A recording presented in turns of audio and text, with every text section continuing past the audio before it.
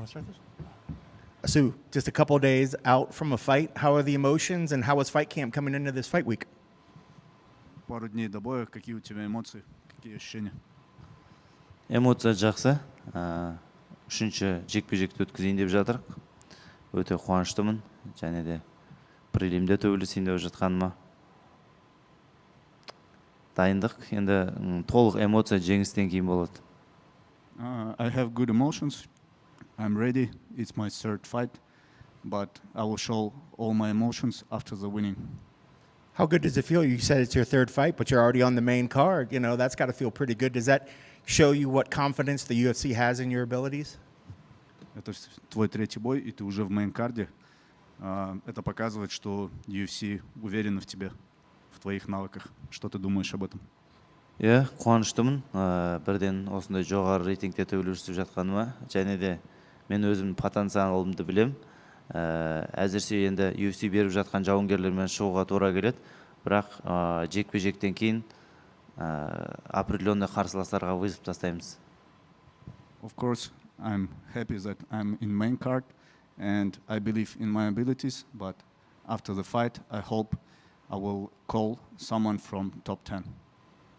Do you have a name already in mind that you want to maybe give us now, or is it you just want to call out any top 10 after a win? У тебя уже есть определенное имя, и можешь ли ты сейчас сказать или скажешь после боя? Жекпе-жектен кейін айтамыз. After the fight. Gotcha. Looking at your opponent, you know, what do you think about Jose Johnson, and you know, where is he dangerous, and what are you expecting from him on fight night? Смотря на твоего оппонента Хосе Джонсона, как ты думаешь, в чем он опасен? Ол жақсы боец. Барлық жағынан, бойлың ұзындығы жағынан, күресі, стойкасы, тұрып төбелесу тәжірибесі бәрі жақсы. Бірақ мен бұл спортта көп болды келе жатқаныма. Бұл жерде енді қандай қарсылас болмасын, өзімнің кез келген спортсменге өзімнің стратегиям бар. Сондықтан тек ойымда басқа, жеңістен басқа ештеңе жоқ. Сондықтан жеңіс үшін барлық мүмкіндіктерін бәрін жасаймын. Of course, he's a good fighter. He has good striking, good wrestling, but I'm already long in this sport, and all the time I have strategy for every fighter who I fight with. And for the UFC fans that maybe haven't seen you fight before, how would you describe your fight style? Как ты опишешь свой бойцовский стиль? Мен білмеймін, енді көбінесе өзімді ойлаймын, Джордж Сан-Пьерге ұқсайды деп, өйткені Арман Царукян осындай сияқты боецтерге, өйткені олар да күрес алады, тұрып та төбелесе алады. Енді бұл жерде ереже жекпе-жек, бұл жерде барлық спорттан жақсы деңгейде болуың қажет, бірақ өзіңнің бір определенный базаң болу керек. Енді менің базам көбінесе күреске жақын, физикалық тұрғыдан да бәрінен жақсы көрсеткіш бар. Сондықтан мен солай ойлаймын. Of course, my strongest side is wrestling, and I think I'm fighting like George St. Pierre or Arman Tsarukyan.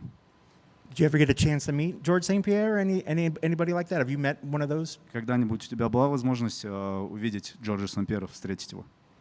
Жоқ, енді онда ойда болған жоқ, бірақ спортсмен ретінде, мықты боец ретінде жақсы сыйлаймын. I didn't have such a chance, but I think he's a very good fighter, and I respect him very much. That's great. And I know you said you want to call out a top 10. Will that happen regardless of how you win, or do you have to get a very explosive finish up there and then call out a top 10, or are you going to call out a top 10 fighter no matter what if you get the win? Как ты думаешь, ты вызовешь бойца с топ-10, если ты выиграешь ярко, либо просто выиграешь решением? В любом случае ты будешь вызывать бойцов с топ-10. Это будет, следующий соперник, который я буду вызывать топ-10 или топ-5, это будем после боя смотреть. Постараемся хороший зрелищный бой показать, но в данный момент я сфокусирован именно на этом бое. И далеко вперед идти тоже не хочу, но, как я сказал, имя есть в голове, я буду вызывать, если они откликнутся каким-то образом, будем рады очень. It depends on the result of the fight, but it doesn't matter. I will call anyone. And last for me, what are your keys to the victory? What needs to happen to make sure you get your arm raised on Saturday? Could you repeat, please? Sure. Like, what needs to happen for him to make sure that he get his arm raised in the victory? What things need to happen for him in this fight?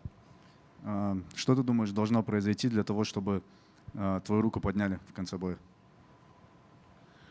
Шығып сенімді түрде төбелесу, өзіңнің стратегияңнан алыс кетпеу, және де қандай мүмкіндік кішкентай иненің ұшындай мүмкіндік болса, сол мүмкіндік пайдаланып жеңіске жету, барлық жағынан өзіңді және осы жекпе-жектен қанша уақыт дайындалғаннан әрбір сәтінен ләззат алу.